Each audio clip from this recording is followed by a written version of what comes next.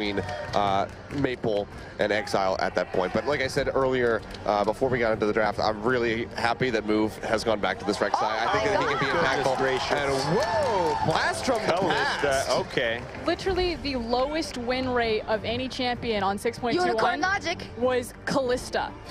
Like, the stats don't matter. Stats don't matter to them. The Kalista, so the Kalista is actually good only against the Olaf here because she can kite him very well, has a lot of lifesteal, a lot of DPS at the Bork. But the other thing that's really cool about a Cassiopeia Kalista composition is their Baron Shred or their monster objective or epic monster control. Yeah.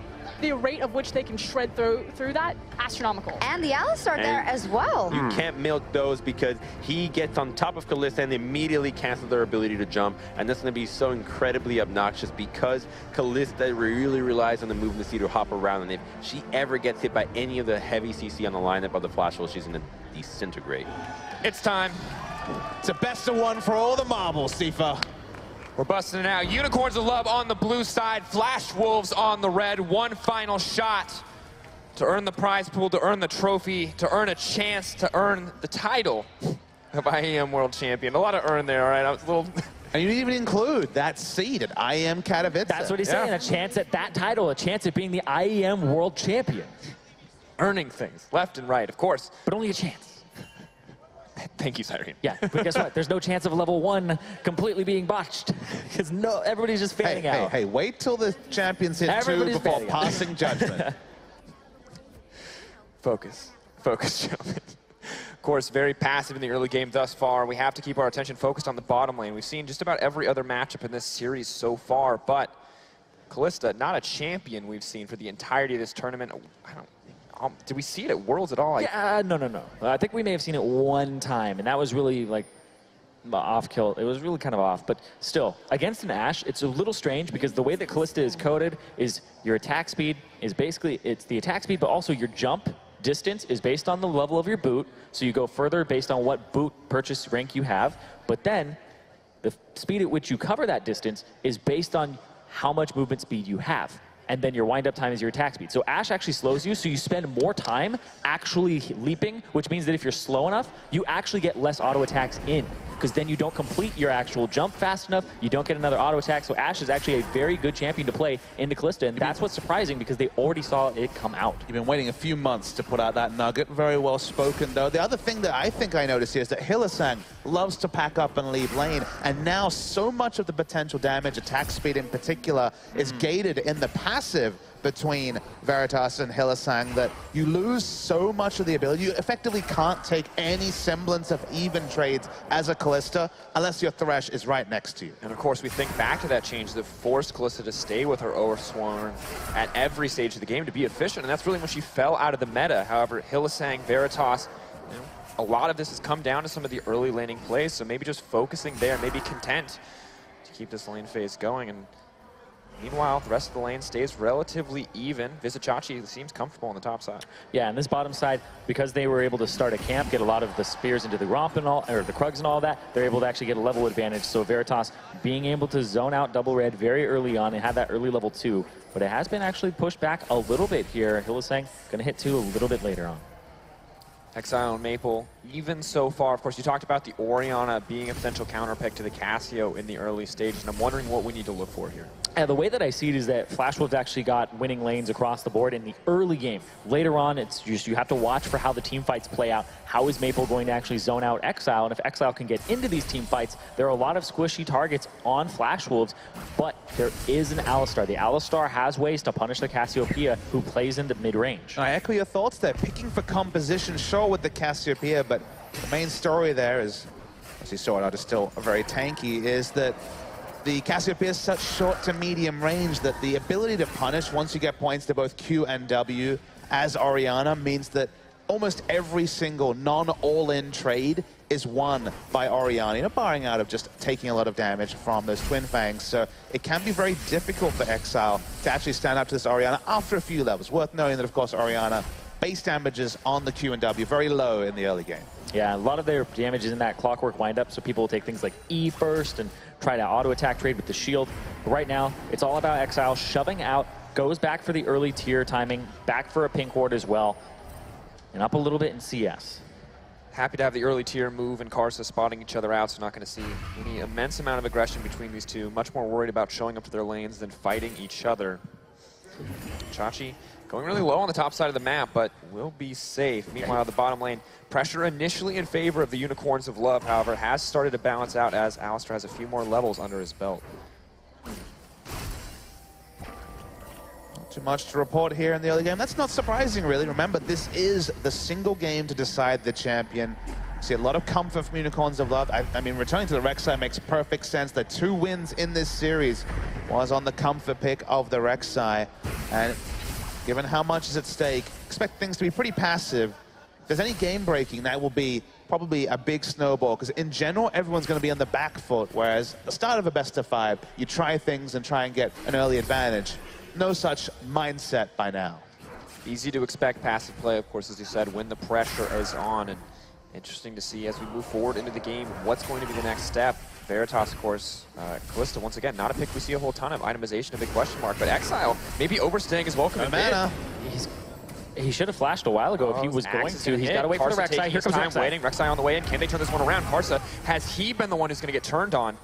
Move going to back off. Exile only burning the Ghost there in the end. Yeah, able to call move over right in the vicinity, so it was perfect for him. But now his back timer a little bit off, but he forced Maple back earlier. Moving forward, Chachi does a decent amount of damage. Picks up the Buckler in a good spot to start this trade. Could this be the first one for the Unicorns of Love? Q Flash. Backs off in the end. It was 2 auto attacks away from the kill. One thing I noticed once again, Karsa short on his axe, even though it would have been able to pick it up. Damage output I don't think was a problem. It was more about hitting the CC, would have naturally passed, would have picked it up, went short on the axe, and that stopped there being a kill onto Exile. He didn't even have to use his flash. Exactly. One of the axes missed, and then the other one was easily dodgeable because Exile wasn't slowed, so gets away. And then on the top side, though, this is a big win for Vizichachi in the one-on-one because he gets a better back timer. He gets to push this all the way in. Sort of getting aggressive, though. Hylissang now caught out, but he's not going to tank tower. Karsa is here. Veritas, if they want to get a kill, they need to get it now. They're flashing forward. Veritas is going to grab one. Oh! Lantern out, but Maple is here to punish. He doesn't have the level 6, but they could cut them down. Veritas not going to get anything. Does hop over the wall. Nice play. Karsa going to get it in the end with the axe. What was a beautiful play to start from Unicorns of Love is completely trumped by the movement from Maple. That was an outrageous outplay. Ended up not mattering, but...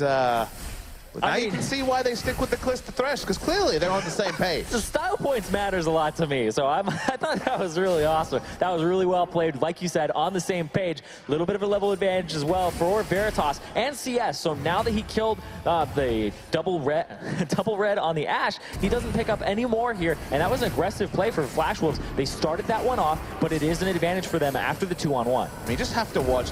Again, we're going to focus on the outplay. They get first blood, that's a small thing, but both players kind of presence of mind and knowledge of cooldowns, super smooth, beautiful to watch, but ended up not actually being conclusive. Veritas' mechanics clearly are on point with this Kalista, so any buffs come towards that Kalista, we can see someone who's going to be very happy. This is why she's in the gutter right now, right? Exactly, because I mean, she is a very difficult champion to balance. She's in that Yasuo tier where the A-tier people, the people who can play it at a very high level, is very difficult to actually play against. So we'll need some changes, though, in the future. We'll see. Move now coming down to the bottom side of the map, maybe looking to rinse and repeat here. Of course, got a lot of summoner spells. Briefly turn our attention to the top lane, however, because Vizichachi using this EXP advantage to try to force a... That's such a strong part of the Poppy's kit as well, is that the Grasp of the Undying, the Buckler actually counts as a melee attack, so you get full value from it when you throw it at the enemy. You get more HP back, boom, and then you pick it up and trade again. And I think actually with all the changes to Grass, it's more about the damage actually that's coming out onto the cannon. You know, that it was rebalanced to do a lot more damage rather than necessary healing. There's max health damage, so clearly the cannon not going to be building much of that, but it's just basically a one trade for the Poppy without committing whatsoever. And I agree, it gives so much more laning presence, especially compared to old Poppy, but in general Poppy has evolved in so many different ways after the rework. Veritas and Hylissang taking complete control of the bottom side, however. Sword Art caught out. Veritas level 6. Not going to follow up there. It's really big. Exile. He's trying to be cheeky there, but now he got chunked out. This might actually be him sacrificing his blue, because move is over here. Karsa decides to invade, and he knows that the ultimate is down from the Cassiopeia, so he might risk it a little bit here. Karsa walking back and forth, potential for him to gank top or look mid lane. Move now headed in, Maple potentially in trouble. Flash to safety. Still got the flash though, so it's going to be worth it for Move to take his time to gank that. It's really big that Vizicachi has won those early trades. We already saw a game where he won as the Poppy against Nara, kind of an unfavorable matchup and ran away with the game. But I'm not actually referring to that. I'm referring to the fact that he's actually got pressure in the lane against Kennen, and it wasn't Olaf rotating and Kennen having the inside track and just killing people. As being a killing. Double red, Veritas no flash. forward, Exhaust has gone down. Veritas getting pulled back into the fight. Swordart could be next. The Kalista really unstoppable once she gets on top of that target. Veritas is bodying double red. CS is 80 to 51. They've already denied 29 from him. Absolutely disgusting what he's doing in this bottom lane. And of course, double red, a big question mark, and it was a similar story for Veritas for so much of the regular season in EU LCS. This guy was not a top-tier AD carry, was not competing with Reckless or Forgiven, but now on an international stage when the pressure is on in Game 5, pulls out a pick that I would say is poor on a power level compared to a lot of the meta picks available, but brings it out and is showing why he wants to use it. And then you look at the Alistar pick, and we saw obviously Mada bring this back out at Worlds, surprise us in the world where we expected only there to be those range supports. There's kind of one trick for the Alistar in this lane. It's very, very punishing trades when you have the W passive and just the Ren coming out from Kalista. So Flash Pulve and the headbutting into turret, that was kind of the one trick. Ignite on cooldown, the Flash on cooldown, not much the Alistar can do. Well, it's also an Ignite on an Alistar, right? He's going for the Thunder Cow type build there, but against a Kalista, if you run Exhaust, you can stop all that Ren damage. You can actually really stunt him because they will try to stack up spears, and if you get the Exhaust at the right time, you force them to either hold their E for a very long time or hold on. Swordart potentially in trouble, goes back in, gets pulled back. Great use of the Kalista ultimate there. The spears are in. No mana? No mana to come in. Doesn't pull out the spears in the end. Yeah, whether it was range, whether it was mana, they don't secure that kill, but the pressure they have gotten with the unfancied Kalista pick is really impressive from Unicorns of Love, who managed to shake off that previous game.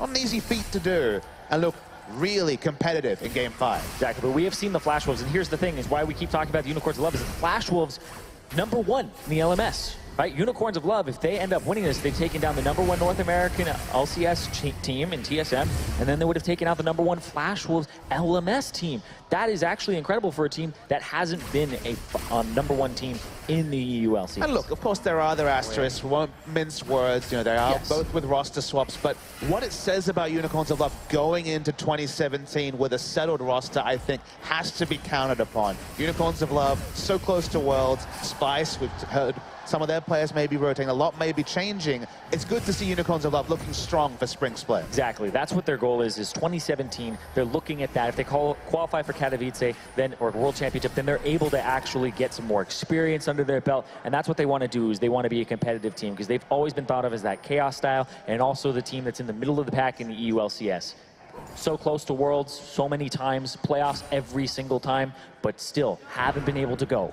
I mean, to me, the most impressive thing is, you know, we talk about all the stills and as if the Unicorns of Love are the same team, but they've iterated on the lineup. Players have left seeking better opportunities, and you have to obviously put those in inverted commas, given how consistent Unicorns of Love have been. The fact that they've kept these results consistent when only Vizicachi and Hylissang are the players that are in common with that roster that was fielded 2 years ago at IEM San Jose is really impressive on multiple fronts for the organization. This organization has consistently come close to the precipice of taking a title, and it would mean so much if IEM Oakland was the first in their trophy case. Oh, move spotted as he attempts the Ocean, but you're absolutely right, Papa Smithy. They may want to stick around anyway. Karsa taking their time on this one. They're just going to have this donated over to them in the end. Swordart potentially in trouble. Veritas ready for a fight. Moves over the wall. Not what he wanted to get, though. He is now set to fall. Olaf going to throw the axe. Does go wide. Swordart looking for the engage. Kennen on the backside move, delaying him from the fight as long as he can.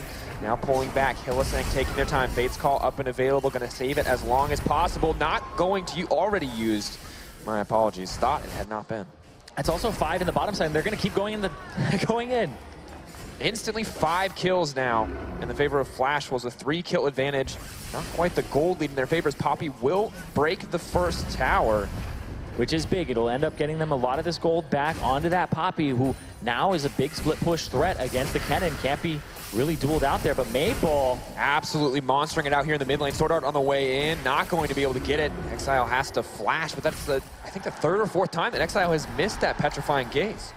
You have to say the ultimates have kind of been the one area where Exile has struggled. Cannot question his poise, his ability to rise up to the level of his opponents. Maple certainly no slouch on the side of Flash Wolves, one of the best mid laners in the world.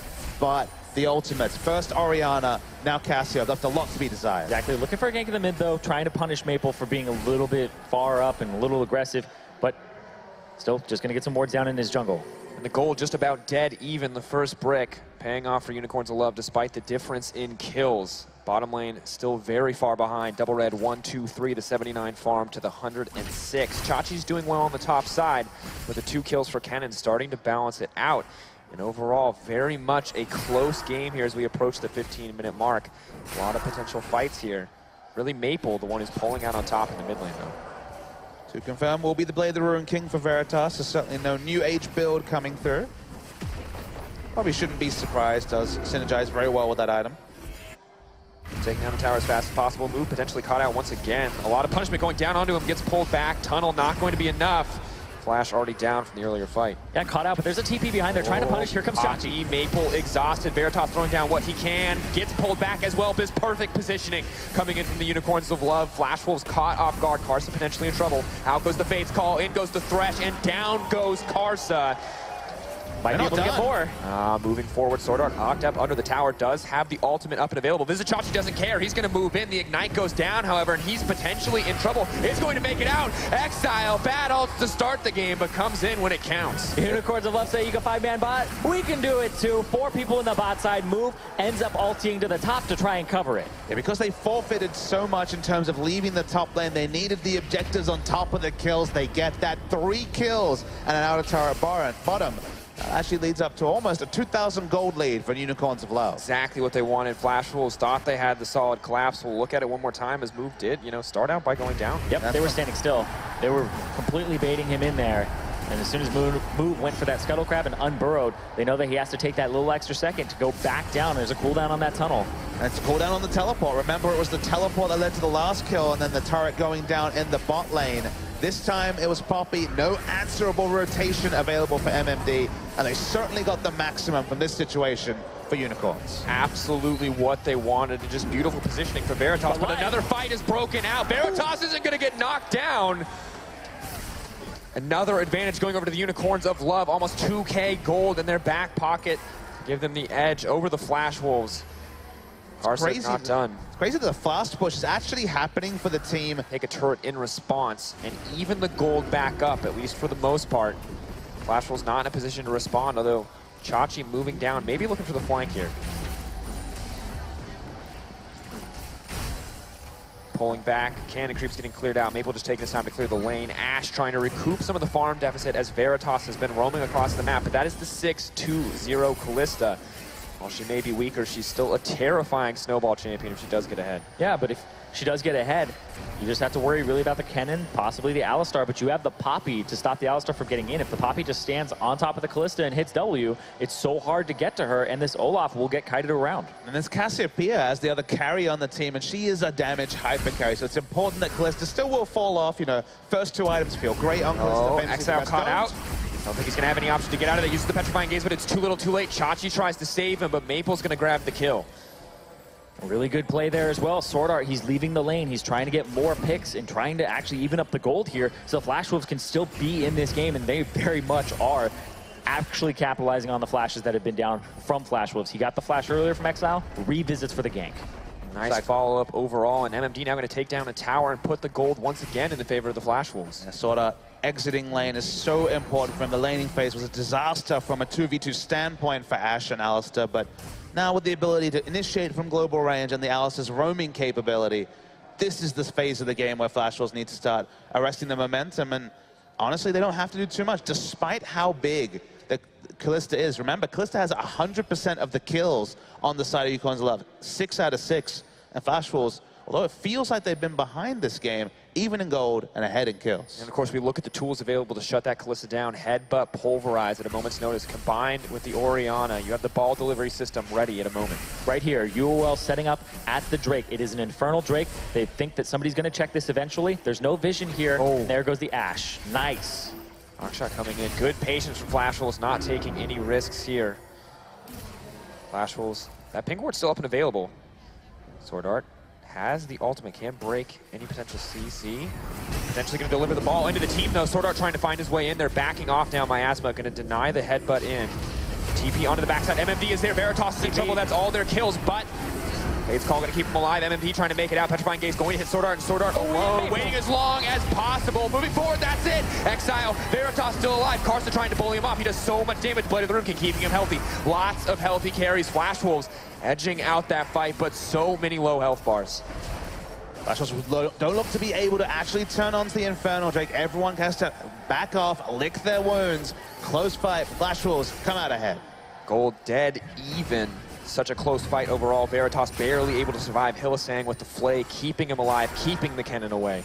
Yeah, and Maple there with a great shockwave as well, catching Exile out of position and making sure that they can pick him up here. And well, looks like they're going to pick up this Drake. An aggressive decision, but this is the power of Kalista. Has absolute control over these objectives, outsmiting easily if anyone tries to contest. Making all jugglers feel really obsolete.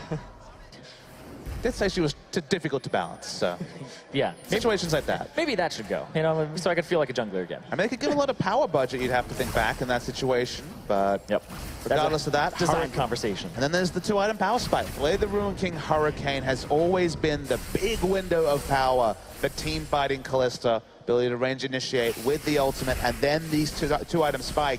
Gonna rely on Cassiopeia for damage late game, though.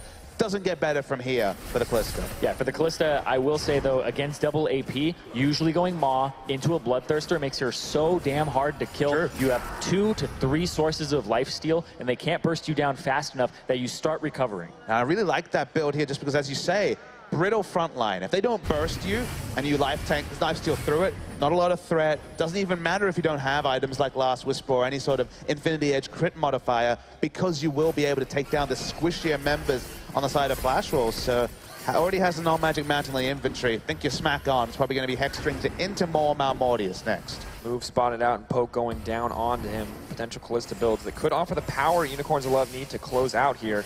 MFD taking a little poke. Yeah, there's the possibility it's also a QSS, but hold on. Maple's down here too. Chachi gonna kick the Orianna out. Nice play overall, but there's a fight in the jungle. In the meantime, Sword Art, has he been the one that's caught out? Veritas on the way, but the bottom side has to respect the Orianna. His Thresh not quite with him. Sword Art separating him from the team. Fate's call up and available. Can he get in time? Yes. Veritas pulling him to safety. Throws it back over the wall. He wants Maple. The chain knockup. Chachi's not there to spawn though. The AoE CC is too much. The damage coming in. Veritas is killing members left and right, but Sword Art gets the combo in. Cassio looking for the kills. Double Red's gonna drop. Exile is going massive. The carries are left alive, and Unicorns of Love monstered through that fight. It felt like that fight seesawed multiple times during it. I thought Exile was too late, but still has that big early damage on the Cassiopeia just with the single item Morella Nomicon. Cleaned it up, and they also have the inside track to mid lane, and we'll get a structure from it as well. Exactly, because they had their 2 carries stay alive there. It was a 3-for-3. It ended up being an even trade, but you all get a little bit more back from that, and that is big for them. Kalista, Cassio up and available. Pings going down into the Baron. This is a terrifying duo that could cut it down in an instant. The ward is there. Flash Wolves can contest, but the TPs are coming in. Unicorns of Love looking for the Baron. Well, able to clear out the most forward vision and also the other vision there as well. Cassiopeia, Kalista, really complimenting Hylissang and his play on Thresh in the previous time that we saw it. And then consider here that, of course, he's the one in control of what he does and goes in. And you think, okay, Cassiopeia is actually nowhere near. This is going to be a disaster, but actually ends up working out for the Unicorns of Love. Yeah, that was actually insane that he went back in there, but it ended up working out for him. His exhaust wasn't quite up just yet, so he ends up going down because of all the damage that ends up on him. And then, boom, ends up getting 3-for-3. Really bold decision there from Hylissang, but of course Sword Art, they get the combo, they think that they get what they want, but they're hitting the tankier members. The Kalista left untouched, the Cassio coming in late to the fight. Didn't look like an ideal start, honestly, when Hylissang went in. I thought they set up for the perfect Orianna combo, but the strength is in the Kalista and the Cassio as well. And the strength in the Kalista, I was talking about it before, where that he does have the null magic mantle, could be a QSS, but he also bought another one, so maybe he's even going for that on top of it, right? Why not both when you have 8 kills at 22 minutes? The final build will probably be Mercurial Scimitar with a Bloodthirster, with a Mob Malmortius, so you're so hard to kill. You have 4 sources of lifesteal from your inventory when you end up getting the Mob Rock. So absolutely ridiculous to try and kill him. And actually super effective with the builds we see here. It's actually a death cap on a second item on the cannon, death cap expected on the Orianna, so just getting that extra 40, 45 magic resist early won't be trivial. It's very big. The big thing, though, is no Abyssal Scepter here to help the double AP composition. Sometimes Kennen will get that for the CDR and make sure that he has a really low one and can get constant W's. Orianna, it's not always the pick that he'll go for, but you know that the Kennen wants to get in the thick of the fight, so we may see that soon. Both teams moving around the Baron, the 23-minute mark, approaching later and later into the game. The gold dead even, dragons even, of course, an Infernal to an Ocean. And those small skirmishes, the Ocean will heal the Flash Wolves back up. However, Baron remains the center of attention. Poppy clearing waves, Kennen going down to the bot lane to do the same thing, but both teams ready at a moment's notice to threaten the Baron, and Flash Wolves have to be especially careful here. I think Unicorns of Love, actually, I would say need to more worried, just because, remember, they don't have teleport on Poppy, so there's more freedom for the Kennen to make plays around the map. Sure, they don't have the magic penetration, but they still do a lot of damage with this double death cap being completed. So Vizicachi definitely needs to be around his team. It's pushing out a wave, back in. Guys on Sword Art. They have a lot of ways to engage, and the Alistair over the wall is certainly one of them. It's a Mata special. How did the cow get there? Who knows? But Maple looks like he's going to get hit. Oh, trying to get soloed out of the wall. Will he even be able to use the shockwave? No, not. But can he turn back to get into this fight? Exile moving forward. Veritas unstoppable. The Olaf is not fast enough. The Ragnarok not enough. Double Red going to get caught out. The shockwave going to save his life. Maple keeping his team healthy. Now comes the Kennen. Now comes the Alistair. Not going to pull the trigger. They just killed the Smite. This may be UOL going towards the Baron. They have the Kalista. They'll do so much damage to it and have that big Ren on top of a Smite. Kalista, Cassiopeia, and double secure. This should be Baron for Unicorns of Love. But remember, Kennen has ultimate. Ashe is alive as well. Maple gets hooked. Are they going to be able to get more? Maple played back. The box goes down. Exile is still up. MMD trying to take down everyone, but it's not enough. Exile's alive. Veritas is alive. Sword Art now set to fall. Simply not enough. Tries to buy time for Double Red, but Cassio, Kalista alive and well. Baron now set to fall for the Unicorns. Question is, can they ignore the poke from Ashe and take this? They don't need Smite. They have a Kalista, and the damage from Cassiopeia and Kalista is insane on Baron. But Cassio still has ultimate. If you walk too far forward, ooh, almost. A lot of spears approaching the 2K mark. Kalista should be able to take this soon. Going to get it. It actually went over to a poison. So close in the exchange, but that is a definitive lead for the Unicorns of Love. 3K in their favor. The Baron buff should let them break down these tier 2 towers, and how you said, have to respect the Flash Wolves, maybe a little less so now that they have the Baron buff backing them up. And look at a different meta, you're trained to think. Kalista, Cassiopeia, Baron at 20. That's just the math equation that happens when both of them are taken, but they've been out of the meta so long. They went for the first time at 20, didn't find it, but assertive Barons, even without Smite, are possible when you have a super tank like Poppy that can just shrug off the Baron damage. Exactly, and you want to keep going towards those Barons. It's actually really clever by UOL because you have that 2-item power spike. You know you're stronger than the Ashe. Start going towards that objective, pick it up, or at least get a fight where you are stronger, and now they get an Infernal right afterwards. The dice roll, double Infernal. Dice roll moves in their favor once again. Double Infernal, an excellent thing to have. Of course, Kalista itemizing the raw AD. We'll be happy to have that. Cassio as well with a potential 6 items, gaining more than any other AP champion in that percentage boost. Had to be careful. Chachi getting aggressive. They have to respect the combo. Shockwave up. Hylissang moving forward. He looks for Hook onto Maple.